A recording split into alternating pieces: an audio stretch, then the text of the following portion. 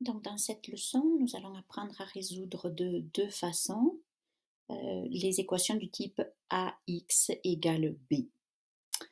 Donc, nous avons vu dans la leçon précédente comment le résoudre par inspection avec des équations qui sont très simples. Donc, ici aussi, on pourrait faire la résolution par inspection, mais j'ai choisi une équation simple parce que cette méthode de résolution que nous avons ici, c'est on va utiliser la modélisation avec les tuiles algébriques pour trouver la solution.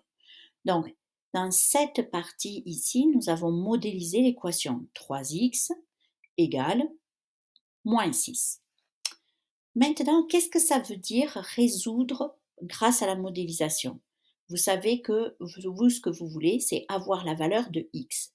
Donc, vous allez séparer ces 6 petits carrés ici pour qu'ils viennent se mettre en nombres égaux devant chacun des x. Donc, en fait, cela revient à dire j'ai 3 groupes de x et je vais diviser mes 6 petits carrés ici en 3 groupes. Gardez à l'esprit tout à l'heure quand on va faire la résolution algébrique.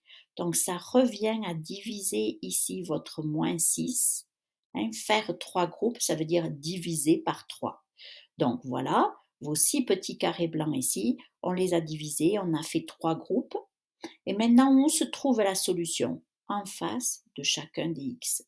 Puisque 3x égale à moins 6, donc vous voyez bien qu'en face de chacun des x, il y a moins 2. Donc, la solution de cette équation, c'est moins 2. Faisons un autre exemple ici. Moins 3x égale 12.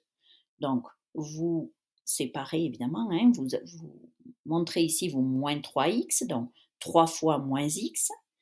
Et ensuite, vous faites comme tout à l'heure, vous allez séparer vos 12 petits carrés en 3 groupes, puisque vous avez 3 fois moins x.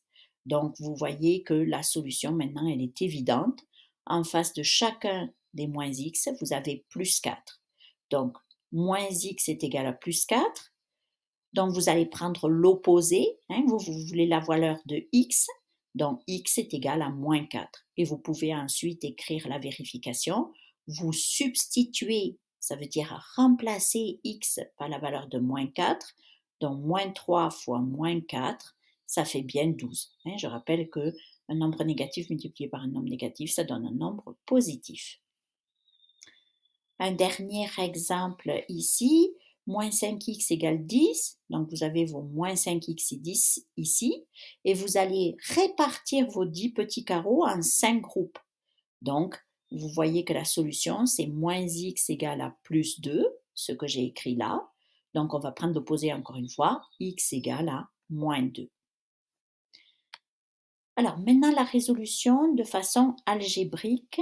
Pour ce genre d'équation, a fois x égale b, vous allez utiliser l'opération inverse. C'est-à-dire que vous voulez faire une étape qui s'appelle isoler l'inconnu. L'inconnu, c'est x et vous voulez obtenir x égale. Vous voulez avoir x tout seul ici. Or, x est multiplié par 3. Donc, vous allez utiliser l'opération inverse de la multiplication.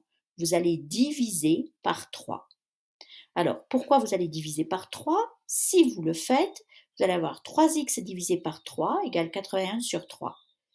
Ici, ça revient à quoi? Regardez ce que j'ai entouré en pointillé. 3 divisé par 3, ça fait 1. Donc, ça veut dire que de ce côté, vous avez une fois x. Et le 1, on ne va pas l'écrire. Donc, x est égal à 81 sur 3. Et maintenant, vous allez calculer, ça donne 27. Alors, regardez la similarité entre ici, quand on a dit, OK, on a 3x et on va faire 3 groupes avec nos 6 petits carreaux. Et je vous ai dit, donc ça revient à diviser par 3. Diviser par 3 des deux côtés.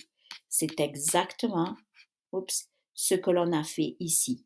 3 fois x, vous allez utiliser l'opération inverse à la multiplication, vous allez diviser par 3 des deux côtés et ça vous donne le résultat x égale 81 divisé par 3 que vous calculez.